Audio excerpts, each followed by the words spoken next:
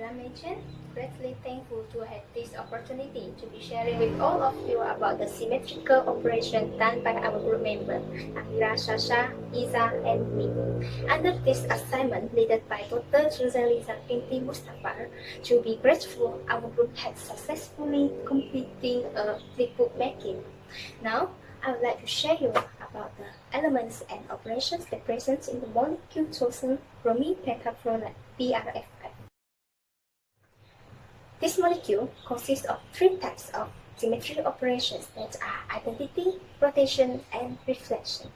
For better understanding, we had constructed a simple model of BrF5 molecule at which 5 fluorine atoms that are represented by green color are attached to the central bromine atom that represented by red color. We are going to use this model to explain the symmetry operation and elements involved for better imaginations. Identity operation, a simplest symmetry operation shown by BrF5 molecule which don't actually do anything when there is no reflection and no rotation occurred. This BrF5 molecule has 3 rotation axes, that is C1, C2, and C4 axes, but all axes are at the same location, but it is going up through the middle of the molecule. The molecule is rotated with different angles around the axis to show C1, C2, and C4 rotation respectively. C just means rotation, and the 1 represents the angle. We can get C1 rotation, which can calculate by dividing 360 degree with 360 degree rotation, which equal to 1 when BrF5 molecule rotating about 360 degree.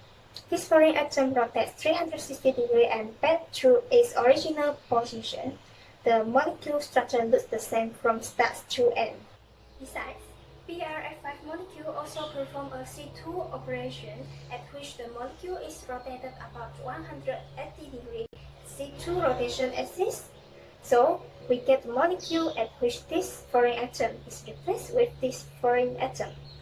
Next, we rotate this molecule around its particular axis by 90 degree, and it looks like nothing changed. This molecule shows another type of symmetry operation and is called C4 operation. Now, we'll have a look at reflection. BrF5 molecule also perform a reflection through a plane. It shows altogether 2 types of the reflection, that is, 2 vertical reflection and 2 dihedral reflection.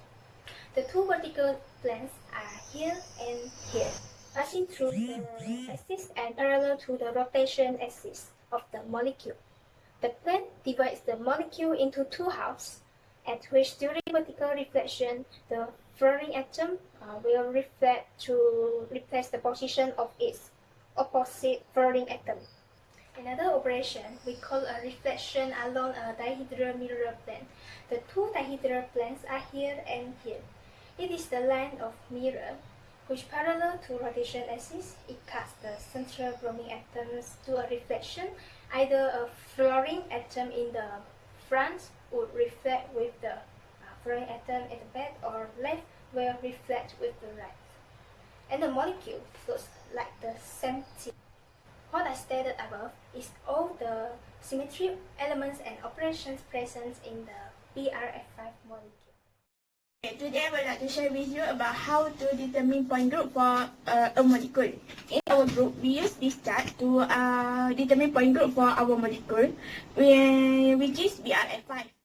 There are a few conditions that we need to consider before we determine a point group for a molecule. Okay, for the first condition is we need to identify whether our molecule is linear or not, and BrF5 is not a linear molecule. Okay, next is we need to identify whether our molecule has 2 or more unit C3 rotation, and BrF5 did not have any C3 rotation. Next is does a molecule contain a proper rotation axis? And yes, BrF5 has C2 rotation and C4 rotation. Okay. Next is we need to identify the highest order of rotation, and for our molecule C4 is the highest order rotation, and we need to identify where the C4 is perpendicular to the C2. And yes, our molecule perpendicular to the C2 rotation. After that, we need to identify whether our molecule has horizontal reflection plate. And BrF5 did not have any horizontal reflection plate.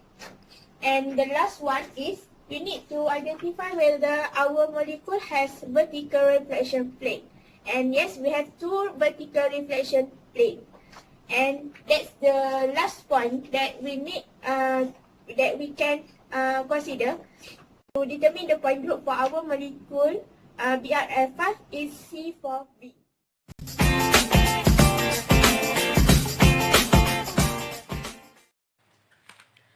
Alright guys, so the materials that we use to make the flipbook are white A4 paper, color A4 paper, pencil, eraser, black pen, marker pen, color pencil, hand knife, pin, paper clip, and also a ruler.